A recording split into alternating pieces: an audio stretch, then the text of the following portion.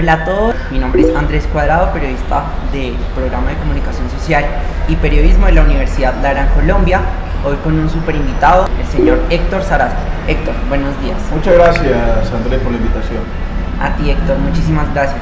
Para todas las personas que no conocen, Héctor es un periodista que se encarga en Crónica Roja. Él ha trabajado también, por ejemplo, en casos paranormales. Él es un periodista muy activo, comunicador también. Entonces, Héctor, ¿cómo te sientes el día de hoy? Oh, muy bien, aquí dispuesto para lo que tú quieras, en lo que pueda servirte. Entonces nada, dale, pregunta lo que quieras, que sin restricción alguna. Bueno, muchísimas gracias. ¿Cómo Héctor conoce el periodismo? ¿Cómo se enamora desde pequeño del periodismo, de la comunicación social?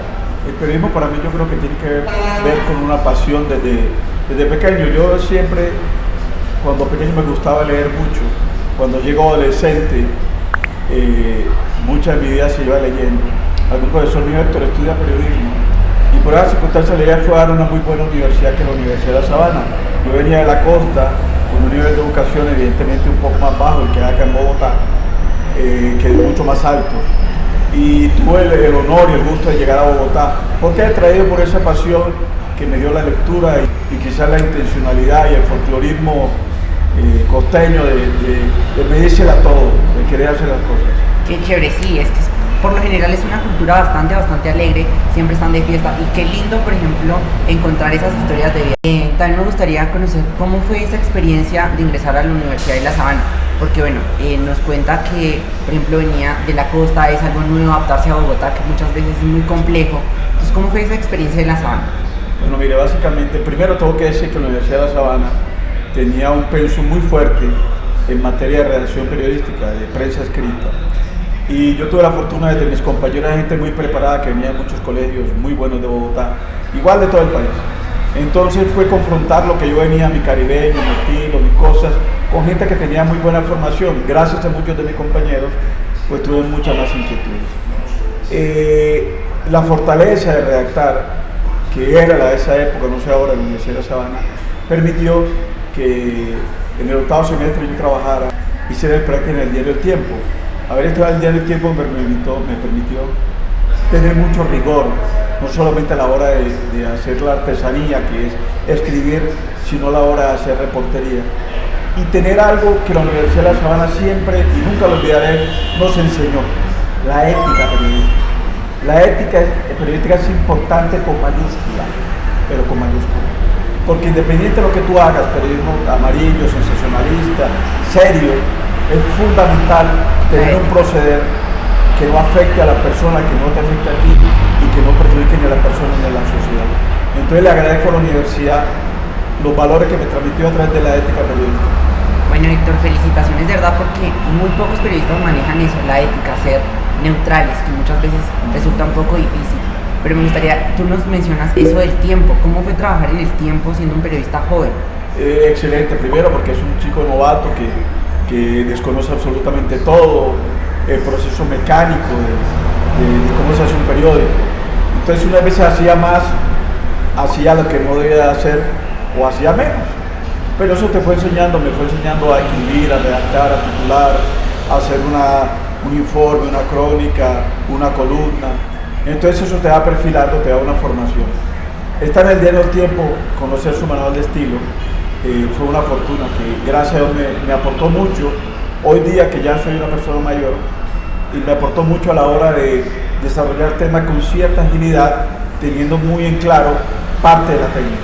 Bueno, es importante reconocer, por ejemplo, la labor de los periodistas. Tú dijiste, entré muy joven, por ejemplo, aprendiste a editar, o sea, multidisciplinario, como quien dice, en un escenario nuevo, diferente, y me gustaría conocer también como una bonita experiencia que le haya dejado el periodismo hasta la actualidad, o sea, que usted siempre la recuerda, una bonita experiencia. El fuerte mío siempre fue ya cuando pasé un periódico muy denostado, que era el diario El Espacio.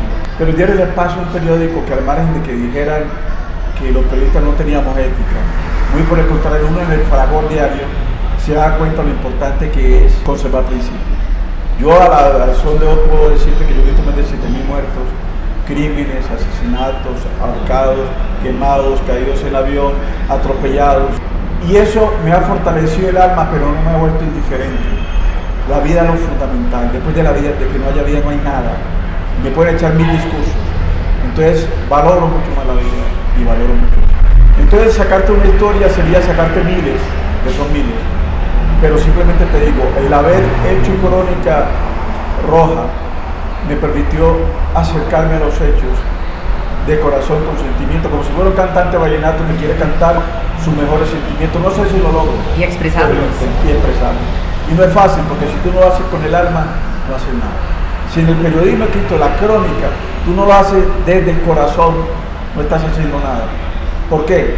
Porque el integrarse en una historia, indagar, recabar y tener una sensación frente a ello te permite tener elementos para transmitirle. Yo quiero que la gente cante la canción que yo compuse y yo la compongo en el corazón y sé que les va a llegar. Si es algo que es artificial, me parece que puede no llegarles, no necesariamente. Claro, es que los sentimientos son muy importantes y eso es lo que muchas veces tiene el periodista, ¿no? Por ejemplo, él se ve inmerso en un mar de emociones y tiene que actuar y dar una información que muchas veces viendo ese contexto tan doloroso, ¿no? Que es lo que nos nombraba. La persona siempre tiene que tener en cuenta qué género periodístico están haciendo. Si están haciendo noticia es lo nuevo que llaman. El qué, quién, cómo, cuándo, dónde y por qué, el desarrollo de eso. El dar la noticia. Exactamente.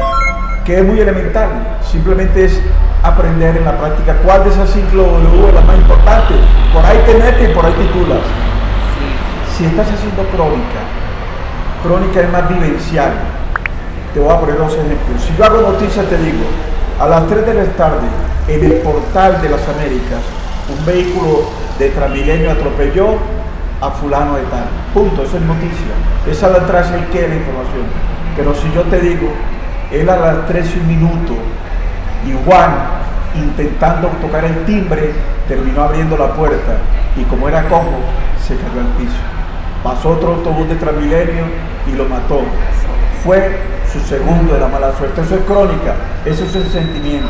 Son 2 cosas distintas. Noticia, que es desarrollar el qué, quién, cómo, cuándo, dónde. Y crónica, que es contar la historia con un dejo de poesía, viendo de qué color llevaba la camisa, qué fue lo que llevó a que se muriera. Es importante saber causas, consecuencias, soluciones. Toda la vida tiene estos 3 esquemas, acuérdate de mí. Causa, consecuencias, soluciones, todo. Uno solamente haciendo reportería encuentra causas y consecuencias. Si tú quieres que sea atractiva, búscate la consecuencia más dramática y métete por ahí. Bueno, yo creo que muchos de los que no saben, Héctor, en una parte de Colombia, como él le decía, del Caribe, cómo es vivir en Montería. Cuéntanos un poquito de ese ambiente. ¿Qué es vivir en Montería? No, ¿qué es el vivir en la costa? El origen de la cultura costeña colombiana está en los andaluces españoles. Cuando aquí se da el periodo de la conquista, a partir de 1492 llega Colón, pero se intensifica a partir de los años 1500, aquí empieza a llegar mucha gente de muchas partes. Pero en la costa colombiana, y entrando por La Guajira, entre otros sitios, entraba mucho andaluz. A los andaluces son gente recochera, mamadora de gallo. Eso explica la alegría. Es que eso es así, exactamente. Los mismos son los canarios españoles.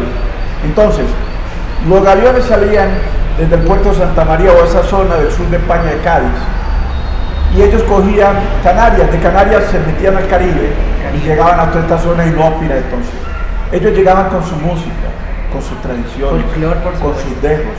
El costeño colombiano es parte del reflejo de la cultura del andaluz español. La musicalidad del español, del andaluz, es la que se ve en el vallenato. Ahora hay muchos elementos que se integraron aquí, como es por ejemplo los indígenas. El vallenato, si mal no recuerdo, su mayor componente es de los indígenas cancuamos, una de las varias etnias que hay en la Sierra Nevada de Santa Marta.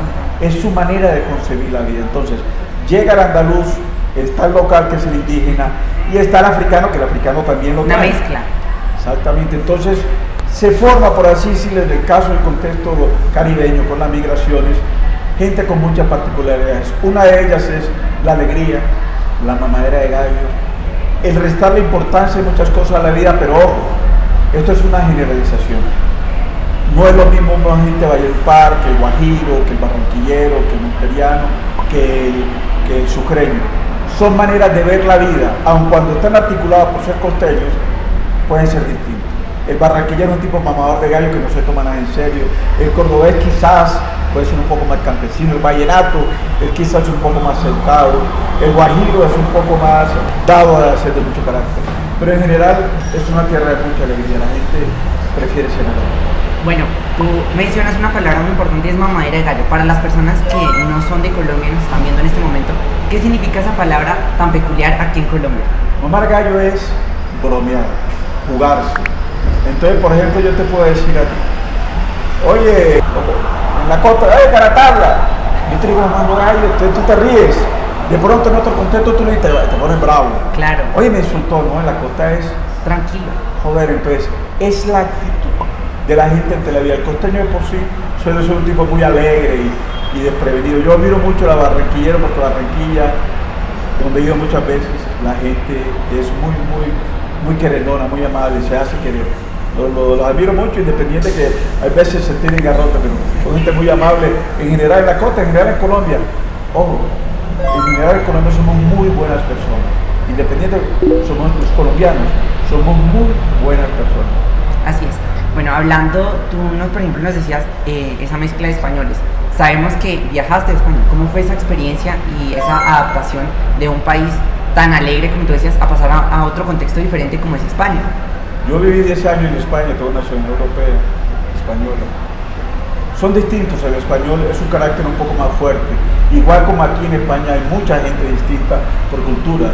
No es lo mismo el catalán que el vasco, que el valenciano, que el andaluz, que el de Huelva, que el de Gerona, el de Cataluña, cántabro, por así decirlo, son distintos. Pero una de las constantes que quizás tiene el español es su carácter. El español es un tipo que es muy directo y en ocasiones confrontativo. Y para nosotros los latinos que somos más sentimientos nos puede resultar curioso.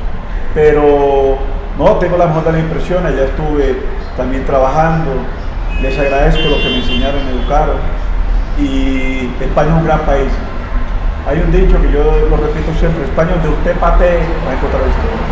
Claro que sí, bueno, es hermoso, por ejemplo, ver cómo ese procedimiento de cuando uno viaja aprende cosas y las adapta a un estilo de vida, eso es realmente fascinante. Bueno, ya entrando más en contexto, quería preguntarte, por ejemplo, ¿cuáles son esos sueños que Héctor Sarasti hasta el día de hoy ha logrado cumplir desde que cuando estaba muy pequeño decía yo quiero verme ahí y ahora en ese lugar está? En lo periodístico, yo pienso que yo he hecho una carrera que la he intentado consolidar y la he consolidado en muchos aspectos. Afortunadamente mucha gente que me conoce por el trabajo y yo ya soy una persona mayor, yo tengo 55 años en este momento y si tú me dices qué sueños tengo yo, tú me preguntas que qué sueños tengo yo, digo no tengo sueños y estaré haciendo cosas. Le pido a Dios salud, fundamentalmente, porque necesito salud. Y sueño poder formarme más, quiero aprender inglés, quiero aprender a editar más, que donde llegue a muchos sitios lleve mi mensaje y mi alegría. Hay gente que a mí me alegra mucho cuando me ven y muchas personas se entusiasman, oye, tal. Yo digo que el mejor aplauso para uno, sin ser cantante, es que la gente lo reconozca. El amor. No por él, sino por el amor, el cariño. Entonces, cuando tú ves que la gente se deporta en cariño, es muy amable, eso es suficiente. Uno no necesita plata, uno no necesita que lo alaben, no. Necesita porque una persona que lo abrace, que le dé un gesto de cariño, y con eso es suficiente. Entonces, mis sueños, ¿cuáles son? Son muchos, pero simplemente digo ser feliz y siempre amanecer con la intención de hacer un poquito más, con aciertos y con errores. Bueno, Héctor, sabiendo que, por ejemplo, amas mucho a tus seguidores, a las personas que, como dices, te aprecian, ¿qué mensaje le darías en este momento a esos jóvenes que quieren seguir ese camino del periodismo, que muchas veces se torna un poco difícil, complejo, por ser joven o por, digamos, en un país que, por ejemplo, lo que tú decías, a veces es muy difícil estar en esos canales? Entonces, ¿qué mensaje le das a esas personas que te están viendo? Yo quiero que entiendan algo, que los tiempos cambiaron. Yo no te voy a decir, oye, entonces ven acá, vamos a hacer la poesía de 1920, donde tú llegas y te sientes, haces tronco de poesía y resulta que eres un aficionado a la radio, y escuchas radio todo el día y tal. Los tiempos cambian. Pero el hecho de que los tiempos cambien no significa que ustedes no deban de coger lo bueno que hay atrás. Transformarlo. Yo te pongo un ejemplo. La crónica, en teoría, es el relato entre dos tiempos, una de las definiciones.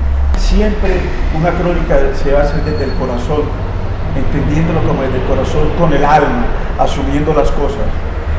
Y llevar tu mensaje, siendo independiente, siendo objetivo en la vida. Y llevarlo. Mejórenlo. Por ejemplo, nosotros escribíamos mucho. Esto no sigue tiempo de escritura. Yo he escrito, a mí me ponía a escribir 40 páginas en ocasiones. 40 cuartillas, son 40 cuartillas y las tenía que escribir en 24 horas. Si tú me dices, oye Héctor, entonces oye que chévere, 40 cuartillas, 24 horas, ¿para qué? Yo te digo, hazte si quieres un buen mini relato. Aprende los elementos. Sustancioso. Claro, aprende los elementos de la técnica de escribir, pero a su vez es multiplataforma. Porque resulta que si tú sabes editar, que me comentaste, edite, pero edite también desde el corazón. Y probar. Y probar siempre. Claro, yo que te digo a ti, haga historias, no solo noticias, haga historias. Por ejemplo, la noticia del hijo de Martín Elías, que probablemente le pueda hacer la próxima semana. El hijo de Martín Elías, que papá se mató en un accidente, que el hijo ha sufrido mucho y tal. Yo pudiera contar esa noticia de que habló conmigo y me dijo que lo recuerda tal, pero también puedo decirle a la gente, mire, este muchacho en las noches, pese a que llora, también tiene la ilusión de ser como su papá.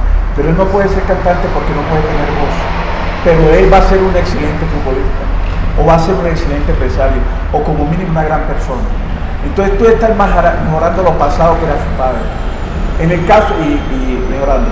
Pero entonces en el caso del periodismo es que tú dices, vea, yo sé hacer una crónica periodística, yo sé hacer radio, yo sé hacer presentaciones, pero porque me formé y quise hacerlo.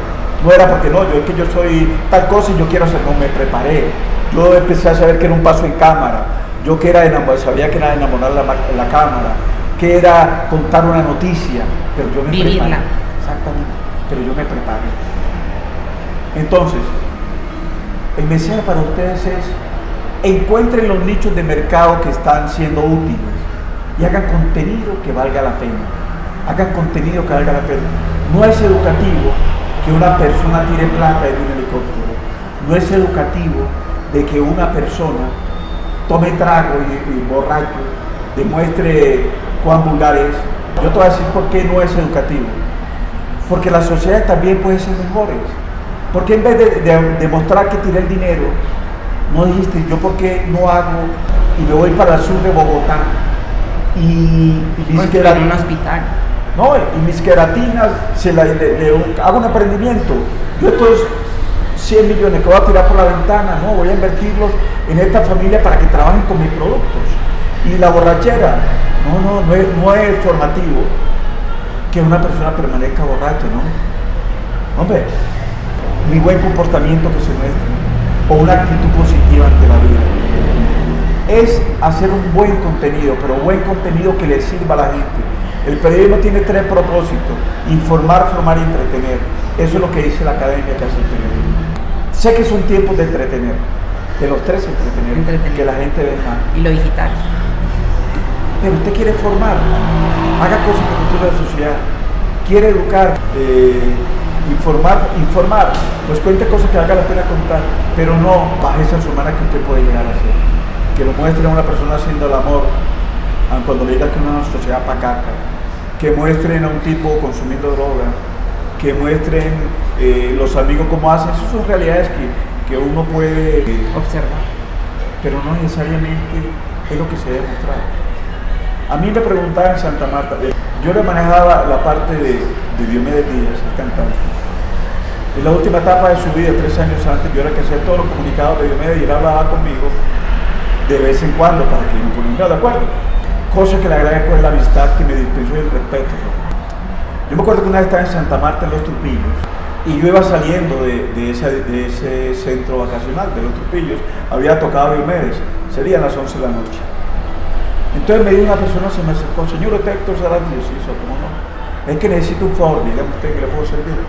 Es que yo estoy haciendo un documento sobre Diomedes, como un libro, y yo quiero que usted me cuente de lo de la droga y de Diomedes, cómo ha sido lo de la droga, porque usted lo debe conocer, ¿verdad? Y yo todavía esta respuesta que lo invito a que lo reflexione. Quiero contar lo que construye las personas. ¿Cuánta gente no se casó con música de Diomedes? ¿Cuánta gente no Fiestas se enamoró de la música de Diomedes?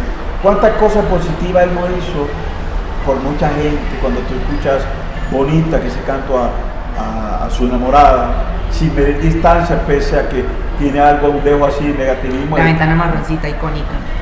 3 canciones, se llama esa, muy buena. Entonces son canciones que construyen, que la gente se enamora, que la gente la pasa bien. Cuente eso, hombre. Cuente de cómo compuso en la Junta, cómo fueron dificultades para componer, cómo se explayó su don, cómo fue llegar, conquistar Bogotá en el año 80, cómo fue... Yo no digo hablen en positivo, pero cuenten cosas que valga la pena. Que construyan. Pero tú me dices, oye, ocultamos todo. No, no se ocultar, ahí están las cosas. Pero yo prefiero echarte un cuento bueno, decirte cómo Diomedes compuso Regalo a Barranquilla, esa canción icónica de Barranquilla, que contarte cómo mató a Doris Adriana, que ambas circunstancias las conozco, sobre todo la segunda muy bien. Gracias, Héctor, de verdad, por abrirte, por comunicar con nosotros. De verdad que apreciamos mucho este espacio y de nuevo, mil gracias. Acá abajo estaremos dejando las redes de Héctor para que conozcan su trabajo. Realmente es muy importante. Antes de concluir, tengan en cuenta lo siguiente. Uno es lo que uno se traza. ¿Okay? Es lo que tú quieras hacer en el medio de un contexto de dificultades o de facilidades.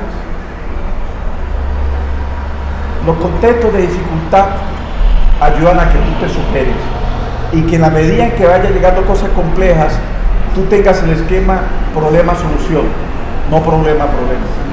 Entonces, no le tengas miedo a la adversidad, que esa siempre vendrá. Respétese, pero téngale miedo a usted ser inactivo, a no buscar soluciones. Siempre que tengan un problema, busquen la solución.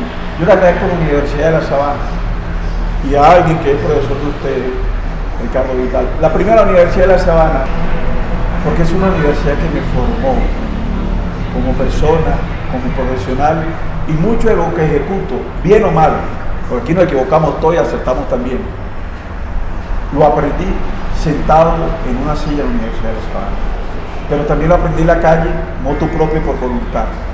Entonces, agradezco a la universidad donde están formando, yo le agradezco a La Sabana, y donde estén, fórmense. La Gran Colombia. Fórmense, ustedes también, ustedes pueden. Y por otra parte, y con esto termino, a Ricardo Bilbao. Si hay una persona que yo admiro por ser una gran persona, es a Ricardo Bilbao. Un intelectual, una persona que para mí solo merece la mejor opinión. Les termino la idea, saludos a Ricardo y a ustedes. No hay nada mejor que entusiasme más que levantarse con ganas. Así es, Héctor, mil gracias y así terminamos esta entrevista. Espero les haya gustado aquí con nuestro amigo el gran Héctor Sarasti. Muchísimas gracias. Gran no, soy como cualquiera. Gracias, Dios lo bendiga.